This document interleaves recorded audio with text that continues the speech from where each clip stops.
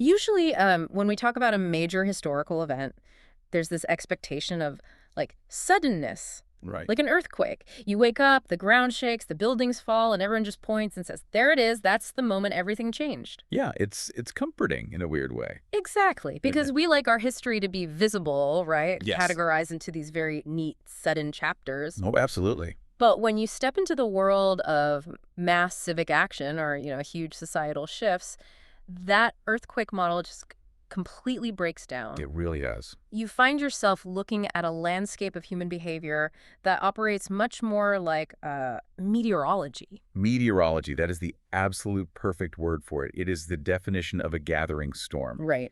Because you don't get a hurricane without, 1,000 invisible shifts in temperature and atmospheric pressure and oceanic currents happening long before the first drop of rain actually falls. You have to track the leading edge of the fronts. Exactly. You have to track the front. And tracking that front is exactly our mission for you today. We are so glad you're here with us, acting as the third mind on this deep dive. Always good to have you listening in. So today we are unpacking a really deeply detailed account from a blog called Brackface. Which is quite the name. It is, but the author notes they were actually Barack Obama's first full-time volunteer in New York City. Right, so we are getting a very specific, highly organized perspective on political mobilization here. Exactly, somebody who knows the plumbing of a campaign. And the subject of this text is March 28, 2026, a day the author refers to as No King's Day 3.0. Yeah, and we need to just drop the core statistic right up front because it is staggering. It really is. The source states that 8 to 9 million participants mobilized. 9 million. Yeah, across more than 3,300 events in all 50 states. And this was specifically organized in opposition to the second Donald Trump administration. Okay, so before we go a single step further into the logistics of how 8 million people coordinate literally anything at once, I want to establish our ground rules for you, the listener. Yes, very important. Because the source material we're examining deals with highly polarized, very current political events, we are going to maintain strict neutrality today. Right, we are entirely impartial here. We are not taking sides. We aren't endorsing the viewpoints or the demands of the protesters, and we are not endorsing the viewpoints or the policies of the administration. We're just looking at the blueprints. Exactly. Our objective is strictly analytical. We're dissecting the mechanics, the logistical infrastructure, the claims, and the societal implications exactly as they are presented in this author's text. It's an anatomical study. Yes, an anatomical study of how a modern mass movement operates, based entirely on the provided source. Okay, let's unpack this. So, treating the text as an anatomical study, the first thing that really jumps out is the terminology the author uses. Yeah, the framing is fascinating. Right. Because they don't just call this a protest or a march. They use the phrase, national weather event. And a storm system of dissent. Yeah. And at the absolute center of this storm is a slogan that is literally just 2 words. No kings. No kings. Just the psychological framing of those 2 words does an immense amount of heavy lifting for the whole movement. Oh, so? Well, the author points out that this phrase is a deliberate, highly engineered echo of America's founding myth. Oh, like drawing a line straight back to 1776. Exactly. Yeah. A direct, unbroken line from the American Revolution right to March of 2026. Oh. The text argues that to the supporters of this movement, no kings is aggressively patriotic. Right. The author specifically notes they weren't out there burning American flags. No, they were carrying them, but they were utilizing the flag not as a symbol of, allegiance to the current sitting government. But as allegiance to constitutional restraint. Exactly. They frame themselves as the immune system of the republic, Yeah. defending democratic norms against what the author describes as creeping authoritarianism and rule-by-decree governance. Okay, look, I get the emotional resonance of 1776, but let me push back on the utility of that slogan for a second. Sure. Because a 2-word slogan sounds great on a bumper sticker. But when you're trying to mobilize 8 million people who inevitably have vastly different policy priorities, isn't no kings just too vague? It's a fair question. I mean, does it risk meaning nothing because it tries to mean everything? If you have complex grievances about foreign policy or the economy, shouldn't your organizing principle be a bit more robust than just a historical callback? It's a really valid critique. But the text actually suggests that simplicity is precisely why it scaled so effectively. Really? Just bypassing the policy stuff entirely? Yeah, think about it. A 10-point policy manifesto requires an enormous amount of cognitive load. Oh, for sure. You lose people by bullet point 3. Right. It requires a citizen to sit down, read, analyze, and actually agree with 10 distinct arguments about, like, marginal tax rates or foreign intervention strategies or judicial appointments. Which is impossible to get a million people to agree on. Exactly. But no kings. That bypasses the analytical, policy-debating brain and hits the emotional, cultural core. Everyone knows the myth. Right. Every American is taught from childhood that kings are the antithesis of the American project. By anchoring the movement to that primal myth, the organizers just bypassed all those policy disagreements. So they created a massive tent. A tent large enough for millions of people to stand under. Even if, the person on the left side of the tent and the person on the right side violently disagree on healthcare or tax policy, Yeah. they don't have to agree on the specific architectural layout of the house. They just have to agree that the foundation is cracking. That makes a lot of sense. But bringing millions of people into that tent obviously requires time. As we said at the top, a meteorological event of this size doesn't form overnight. No, it takes months. You don't just wake up on a Tuesday and put 8 million people on the street. And the text provides a really detailed chronological roadmap of how this infrastructure was built starting almost a year prior. Yes, the author describes a sequence of mobilizations that essentially functioned as stress tests. Like rehearsals. Yeah, rehearsal for the movement. So Wave 1 occurred on June 14th, 2025. Okay. And that date was specifically timed to coincide with the administration's birthday and also a massive Army anniversary parade in Washington, D.C. Oh, wow. So they leaned right into the contrast. Exactly. The framing for that initial mobilization, according to the source, was to protest militarized political spectacle. And even on that first wave, organizers reported 4 to 5 million participants across over 2,100 events. Which, honestly, in isolation would be a historic civic event. Absolutely. But then they didn't just stop and go home. Wave 2 hit on October 18, 2025, and that expanded to nearly 7 million people across more than 2,700 events. The growth is exponential. And then the text details how early 2026 became this period of intense localized rehearsal. Like, there were labor and immigration-related strikes in Minnesota directly tied to ICE operations. And there was a nationwide strike on January 30, 2026.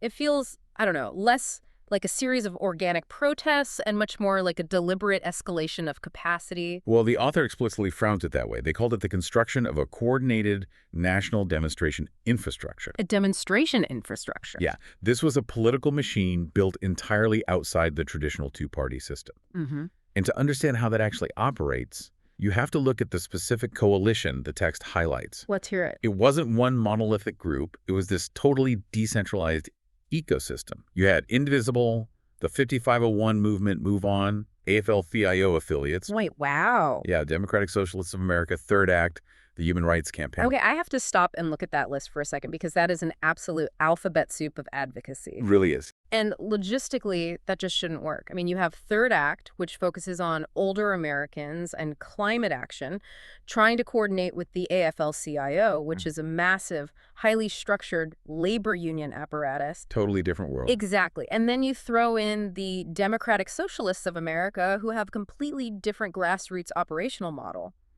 Historically, getting legacy organizations like that to share resources, let alone coordinate a single day of action across 2,300 cities, is a bureaucratic nightmare. Oh, turf wars usually destroy coalitions like that before they even get off the ground. Right. So how did they actually manage the plumbing of this operation without it all falling apart? Well, the plumbing, according to the text, was this centralized digital hub called nokings.org.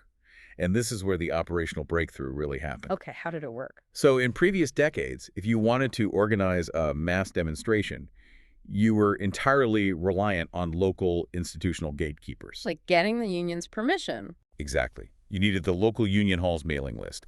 You needed the county political parties' permit lawyers. You needed established phone banks. It was very top-down. Very. But nokings.org functioned as a distributed political operating system. It essentially allowed the organizers to crowdsource the logistical friction. So, like, an ordinary citizen in a mid-sized town doesn't need to ask the local Democratic Party for permission or resources to do something. Precisely. That citizen just goes to the platform, drops a pin on a digital map, and says, hey, I will be at the courthouse steps at noon. Wow. And then the platform's architecture automatically indexes that pin and connects that user with anyone else in a 50-mile radius searching for an event. So it's algorithmic coordination. Yes. It removes all that institutional friction of organizing. The national organizations you mentioned, the AFL-CIO, move on. They didn't have to micromanage the local events. They just had to drive traffic to the central operating system and let the users auto-generate the protests. That is wild.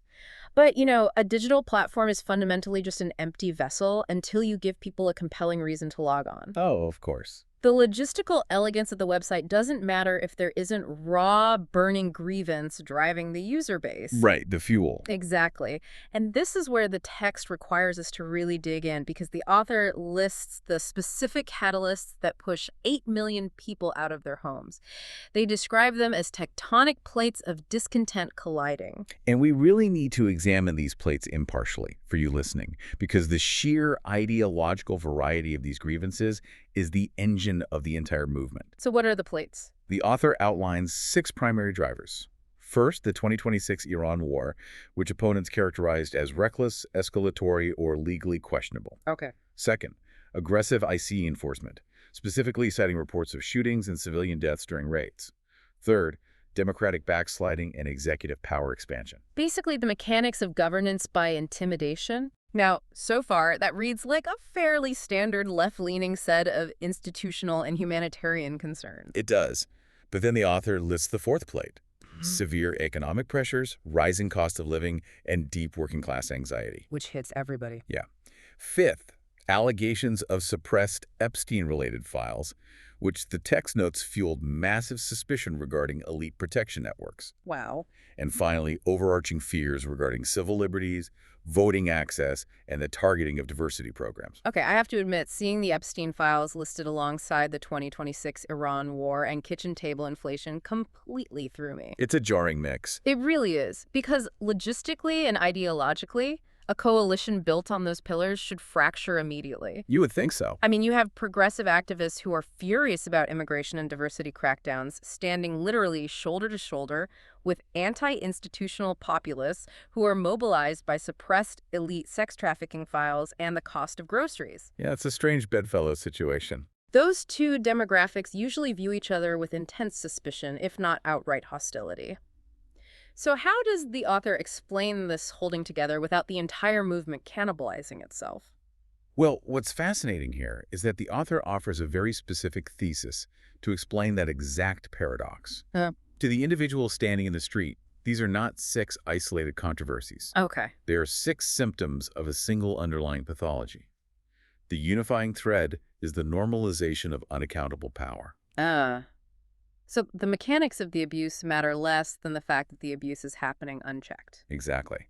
The text posits that if you believe the system has been entirely insulated from consequence, it doesn't matter if that unaccountable power is being wielded to bypass Congress for a kinetic war in Iran, Right. or if it's being wielded by intelligence agencies to hide the Epstein client list, or if it's being wielded to enact economic policies that crush the working class. The core outrage is identical. It is identical. It's anger at leadership that operates completely free from the threat of consequence. If you are deeply cynical about the existence of a rigged system, the No King's banner validates your anger, regardless of whether you map that anger onto a left-wing or right-wing origin point. That structural resentment explains the geographic data the author provides, which is arguably the most jarring element of the entire account for me. The geography is fascinating. Because if the grievance is genuinely that systemic and crosses that many demographic lines, it can't just be contained to the coasts. No, it spills over. And the source notes that 2/3 of the RSVPs for No King's Day 3.0 came from outside major cities. That data point requires deep consideration, because the text explicitly highlights that protests weren't just localized to predictable progressive strongholds. Right. They occurred in places like Idaho, Utah, and Wyoming. And most notably, the author points out active protests in the villages in Florida. Okay, for anyone listening who might not be familiar with the political geography of Florida, the Villages is this sprawling, massive retirement community. Huge. It is historically recognized as an absolute bedrock of conservative, older voter turnout. I mean, it is synonymous with Republican institutional strength. Oh, absolutely. So the idea of a coordinated anti-presidential protest forming inside the villages fundamentally rewrites the expected map of civic dissent. It does. And the author focuses on these locations to prove a point about the saturation of the movement. Look, a 300,000-person march in Los Angeles or New York City, that is mathematically priced into American politics. Right, it's expected behavior. It doesn't shock anyone. Exactly. But the text argues that when organized dissent breaches places like rural Wyoming or the villages, it means the conflict is, quote, in the bloodstream. In the bloodstream. Yeah. Now, the author is incredibly precise here. Yeah. They are not suggesting that these deeply conservative areas are suddenly experiencing an ideological flip. Right. A protest in Idaho does not mean Idaho is preparing to vote straight-ticket Democrat. Not at all. What it means is that the political friction is no longer geographically quarantined. I want to dwell on the human logistics of that rural organizing for a second, because I think it gets overlooked when we just look at the raw numbers. It's so much harder than people think. It really is.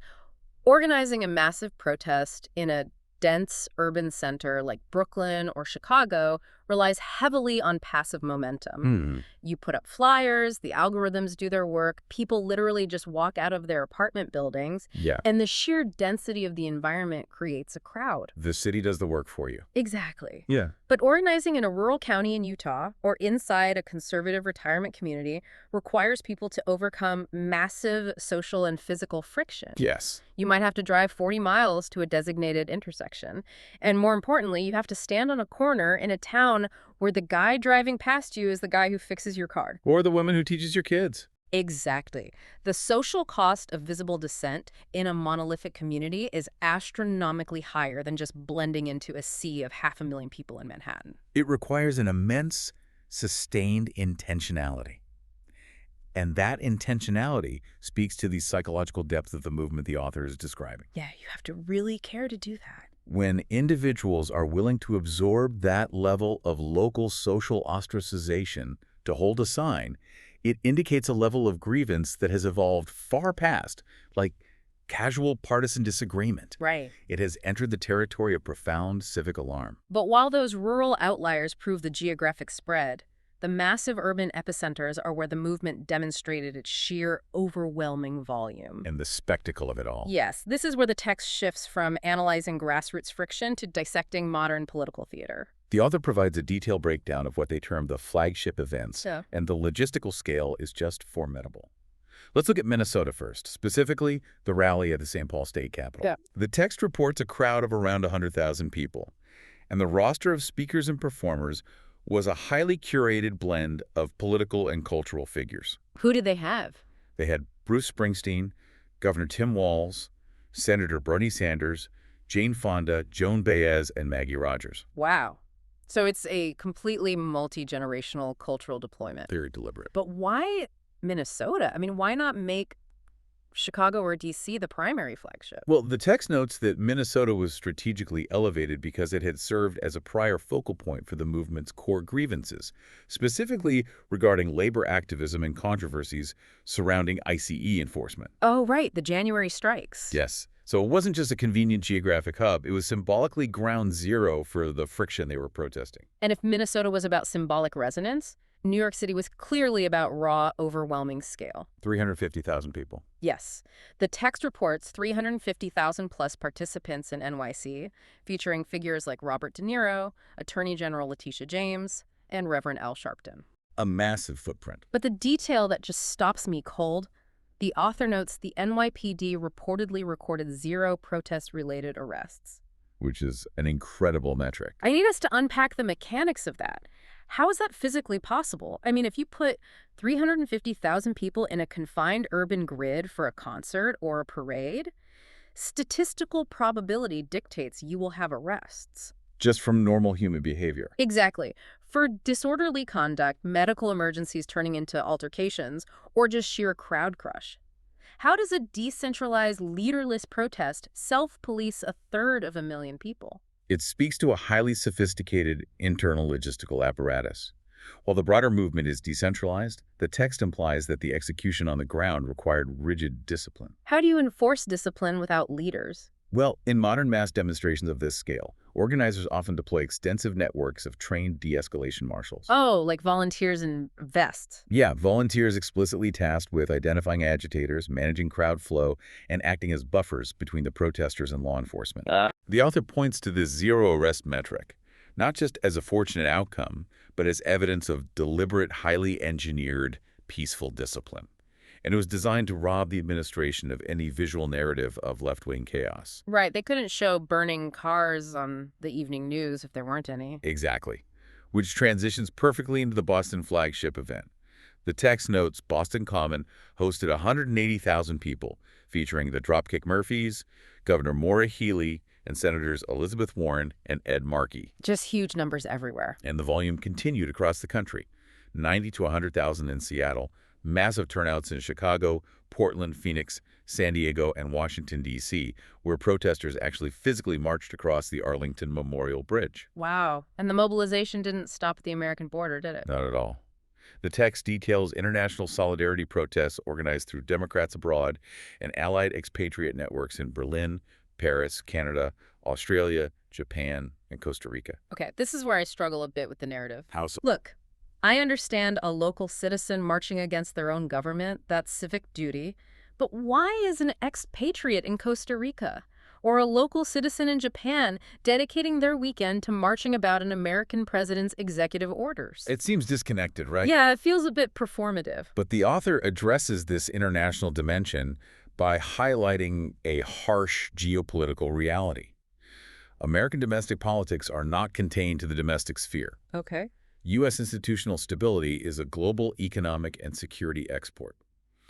The text argues that when the American executive branch operates with perceived impunity, the world doesn't just watch as passive spectators. Right. They watch as populations who are going to feel the immediate macroeconomic ripple effects, the shifts in defense alliances, and the global security tremors in their own backyards. Oh, I see. So an unpredictable American presidency destabilizes the global calculus. Exactly. It affects their lives, too. Yeah. Well, the global scale is immense, but I really want to zoom in on what these crowds actually looked like, because the text spends a significant amount of time analyzing the visual aesthetics of the events. The visuals were very coordinated. We aren't just talking about people walking in a straight line holding generic cardboard signs.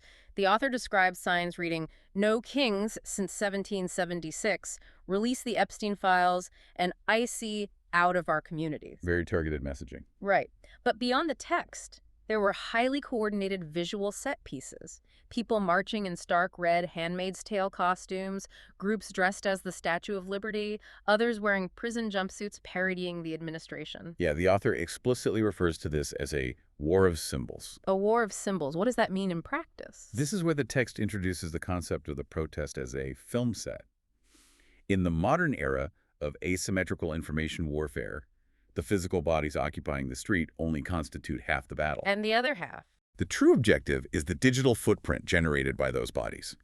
The author argues that every costume was engineered as a meme weapon. A meme weapon. Yes, every localized chant was road-tested for algorithmic virality. Here's where it gets really interesting for me. It perfectly illustrates the duality of 21st century civic action. Yeah. You absolutely need the physical bodies in the physical street to prove the raw, undeniable scale of the grievance.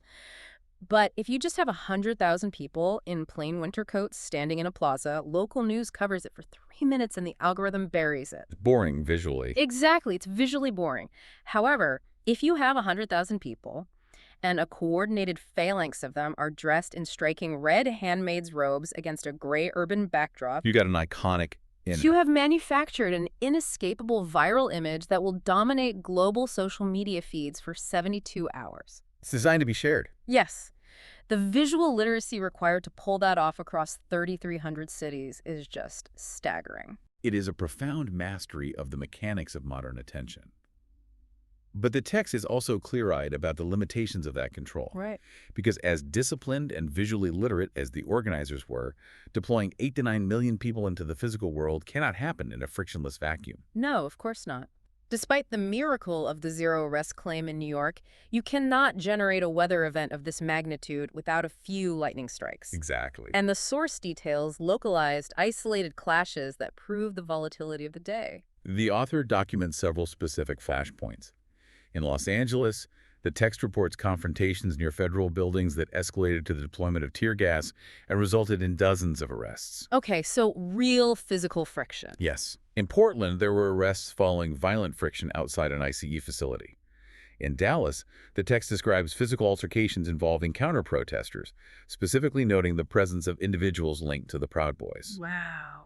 And in Hawaii, a bomb threat forced the immediate relocation of a gathering, though no explosive device was actually found. So the friction, while statistically small relative to the 8 million participants, was real, it was physical, and it was localized. It was there.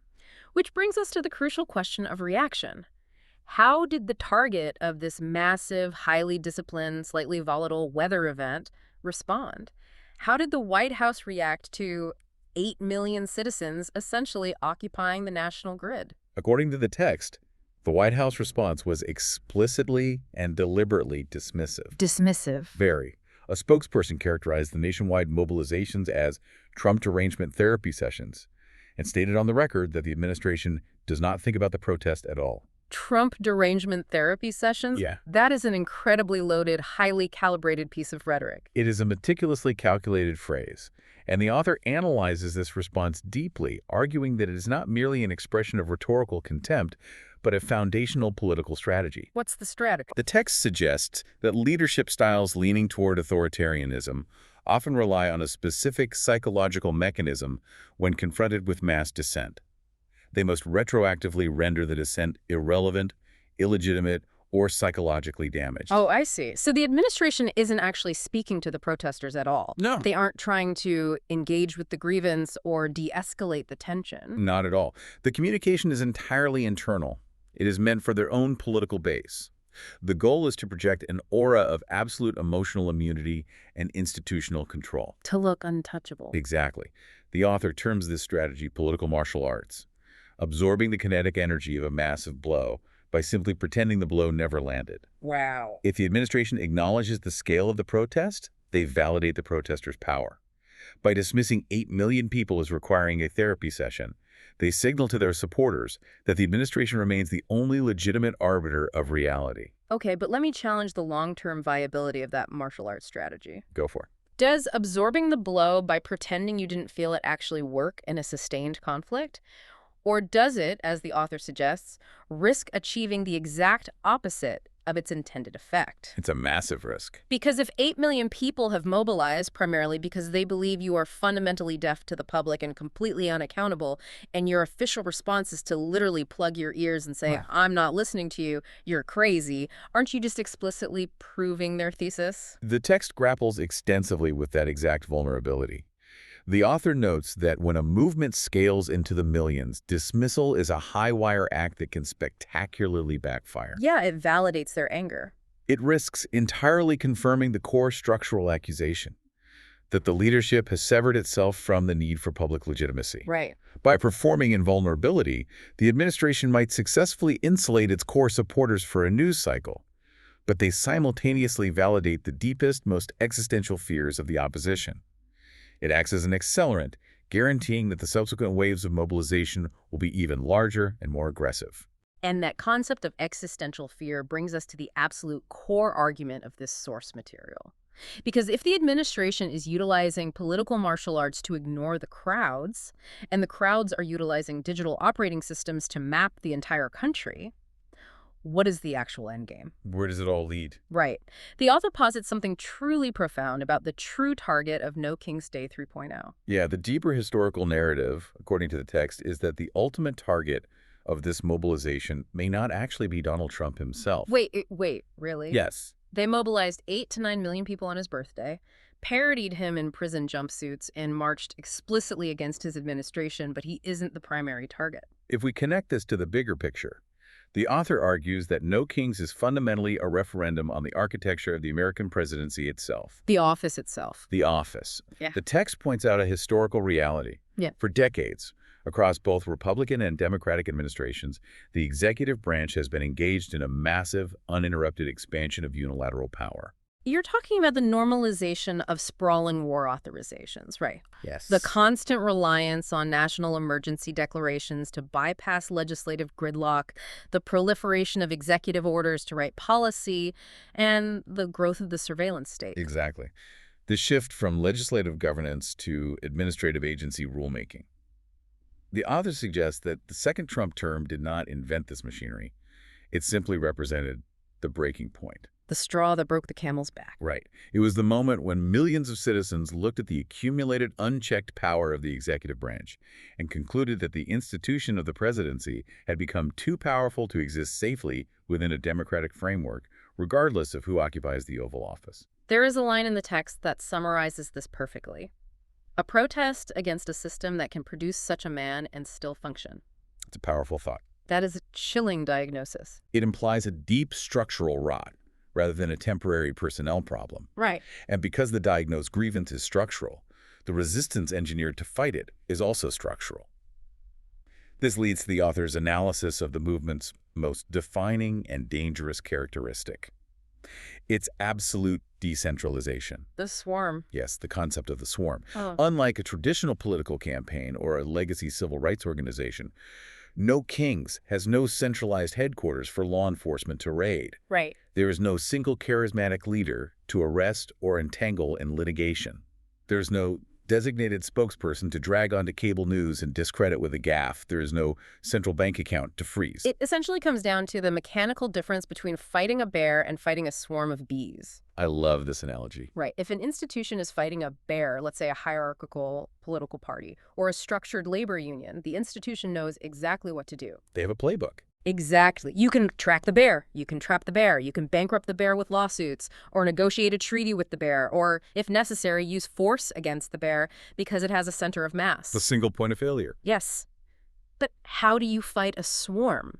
How does a traditional institution fight a swarm of 1 million digital bees? You really can't. You can swat a few out of the air in Portland or Los Angeles, but the swarm doesn't care. It just fluidly moves around the barrier and reforms on the other side. It is structurally resilient by design. And the author makes the critical point that our historical 18th century institutions, our legal frameworks, our police protocols, our legislative procedures were entirely engineered to fight bears. They were built for hierarchies. Exactly. They're built to interface with, negotiate with, or destroy other hierarchies. They are profoundly unequipped to dismantle a distributed, self-replicating digital swarm. And as we look at the conclusion of this text, the most alarming or perhaps the most inspiring aspect of this dynamic, depending entirely on your ideological viewpoint for those of you listening, is that the swarm isn't dispersing. Not at all. They didn't hit 8 million people, declare a symbolic victory, and go back to their normal lives. The text details a highly specific forward-looking calendar. Yes, the author lists the immediate operational next steps announced by the organizers before the crowds even fully dispersed. What were they? Well, they scheduled an interfaith town hall. They locked in a mass national planning call for March 31st. They established localized host debriefs for April 3 to analyze what worked and what failed. Wow. And they scheduled nationwide immigrant rights resistance training for April 20. So they are actively operationalizing the momentum. The author's thesis is that March 2026 wasn't the grand finale of a movement. It was merely a dress rehearsal for a permanent state of sustained civic disruption. If we step back and look at this text purely as a case study in human coordination, regardless of your personal politics, it is a masterclass in modern logistical resistance. It really is. But the author concludes by touching upon a profound underlying tragedy, which is the total epistemological collapse in American society. And when we say epistemological collapse, we're talking about the complete destruction of a shared reality, right? Exactly. We aren't just disagreeing on marginal tax rates or foreign policy anymore. We're disagreeing on the basic fundamental facts of what happened that day. Precisely. The author notes that one half of the country looks at the events of March 28 and sees a heroic, aggressively patriotic defense of constitutional survival. Yeah. The other half looks at the exact same 8 million people in the street and sees mass hysteria, elite-funded manipulation, and dangerous ideological theater. It's two different planets. And both of these interpretations are hardening into concrete. We're observing the same physical event and experiencing two entirely incompatible universes. The author describes the protest as a message written not in ink, but in bodies, a massive, unavoidable civil warning flare fired into the sky. And that warning flare, the text concludes, carries a message that echoes the very foundation of the Republic itself. America has no kings. Well, we have unpacked the mechanics of the storm today. We've traced the timelines, examined the digital infrastructure, and explored the tectonic plates of grievance that caused this massive civic weather event. It's been a journey. Thank you so much for joining us and acting as the third mind on this deep dive. But before we sign off, we want to leave you with a final provocative thought. Something to chew on. Exactly. Something to deeply consider as you go about your day, inspired by the text but looking beyond it. We spent a lot of time today analyzing how the technology of the 21st century allows millions of fractured, disparate citizens to bypass traditional gatekeepers and act as a highly coordinated, leaderless swarm. And we contrasted that with our 18th century governmental institutions, which were specifically built to centralize power and interface with traditional hierarchies. So here's the question you need to ask yourself about the future of modern democracy. I'm ready. What happens when the unstoppable digital swarm finally collides head-on with the immovable analog institution? When the weather event refuses to dissipate and the political martial arts stop working? Will the foundation of the household, or are we already looking at a system that cannot survive its own citizenry? Think about that. We'll catch you on the next deep dive.